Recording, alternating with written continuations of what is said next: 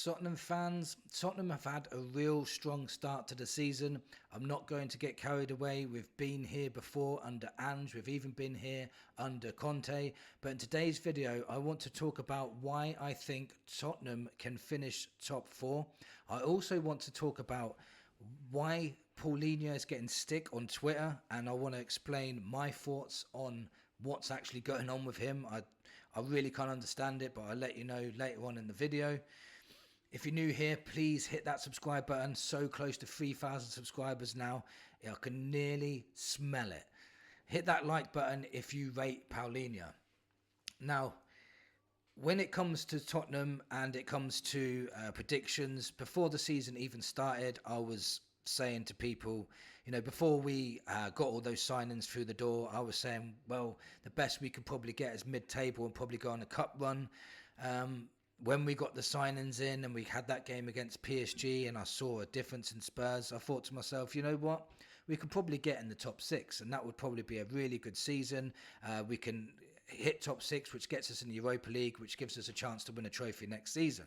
So I would have been happy with that. But my perception has changed even more because of the start of the season. There's a few reasons why, and I'll get into that now. People would say I'm a flip-flop. You're saying one thing then saying another. But if circumstances change and your perception changes, if you have new information and new things are happening, of course your perception is going to change on what's happening. So let me explain anyway.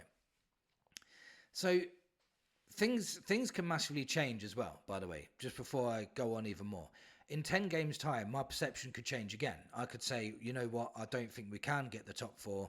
I think top 6 to top 8 is more realistic. At the moment, the way things are going, there's no reason why it's not unimaginable to say Spurs can get into the top 4, for example. So, and a lot of things have got to happen as well. Like for this to happen, it isn't just a straightforward, I think Spurs are going to get top 4. Let me explain and make it easier. So what needs to happen? So nobody in the league at the moment is overly impressive in my opinion. Like Chelsea have dropped points to Crystal Palace and Brentford now. Liverpool have had last minute winners to get themselves over the line. City have looked pretty average for City standards, if that makes sense. They just beat Manchester United today, but for me, they didn't have to be at their best. They didn't have to be that great to beat Man United. Man United were all over the place. Arsenal look the strongest out of the 4, which is horrible to say, but they do. But they still lost to Liverpool, and they're still 3 points behind Liverpool. But they're going to be a difficult opponent because their squad depth is so strong now. You've got teams like Newcastle, Bournemouth, Forest, Villa, Everton, Fulham and Brighton. They're normally the teams that Spurs are big competing around now. But there's no standouts there other than Everton and Bournemouth. But for both of them to carry this on throughout the season, I'd be massively surprised, as if injuries start hitting any of those sides, then they will massively struggle. For example, if Everton lost Grealish, I think it would make a massive difference for them because he started on fire this season. Newcastle, out of all of them, would be the strongest in my opinion. Villa would normally be up there, but they haven't even scored a goal this season. And this is why I'm saying my perceptions change. Teams like that now, I see Spurs finishing above more than I would before. So that's another reason. And getting to know Frank is another reason why I'm a bit more confident of smashing into that top 4. His tactics have been spot on this season. His rotation has been perfect. His defensive structure has made us really hard to beat. Set pieces has made us very, very dangerous now. If we can't beat a team through open play, we can beat them on set pieces. So if you're playing a low block side, we've got our armour there to try and beat them. So Frank in itself has changed my perception. I didn't realise how good of a manager he was until I started seeing him now. He's even changing things at half time or changing things during the game. Like, for example, when Sarr scored that header, we realised at half time that West Ham were defending all their corners from the front. We got a free back post header, and that was all to do with the half time tactics, changing things up. Things that need to happen, we need to keep injuries at bay. If we get loads of injuries again, then I'm sure that my perception of us finishing top 4 will dramatically change. If we've got to learn how to cope with 2 games per week as well. Frank's got to learn how to do that. He didn't have that with Brentford, only if we had a cup game. Then we have to have a strong January as well, in my opinion. Maybe if we signed a top left winger, only if players like Odegaard and Tell don't perform. If they can sign a top left winger, maybe a midfielder, maybe a centre back as well to cover, depending on injuries again. But if we have a strong January to push us on into the second half of the season, I think that will push us to a top 4 finish as well. Bonus things to happen if players like Gray, Tell, Odegaard and all them sort of players do start performing, that will just make our squad depth even stronger.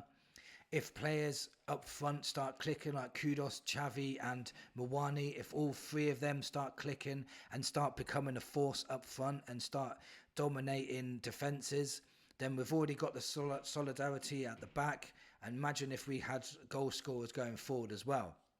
That would make any team have a good chance of finishing in the top 4. So there's a lot of things that have to happen. There's a lot of things that can change. There's a lot of things that can change your mind. There's a lot of things that can change your perception. But my perception at the moment is we've played 4 games, won 3, scored 8 and only conceded 1. And at the moment, that is an exceptional start to the season. Can anybody tell me if we've had a better start to a season than that? Conceding goals wise, I don't think we have. I don't think we've gone 4 games in the season only conceding 1. So that's crazy in itself. So if all of this comes together, and I'm not saying it's just that easy, we just finish 4th. If all of this comes together and we do have more luck with injuries and players do come forward and they do start playing well, then we can really have a really, really good season and push for that top 4. Now, quickly speaking on Palhinha, players are saying that Palhinha is limited. He doesn't progress the ball, really picking holes in his game. And I don't understand why. We're like 3rd in the league now, and he's been playing exceptionally well. Just these are the stats in the game against West Ham. 7 passes into the opposition half, 8 out of 10 ground duels won, 2 out of 3 accurate long balls, and 2 out of 3 aerial duels won. He won 3 tackles as well, which is more than any player on the pitch.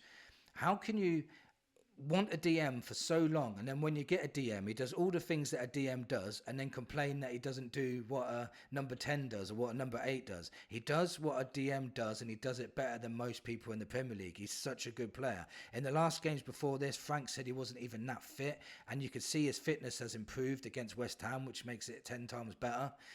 So he is really a really important cog when he's sitting in front of like players like Romero and Van der Ven. He gives them a chance to progress the ball as well. Look at Romero's pass over the top to Bergvall for that goal.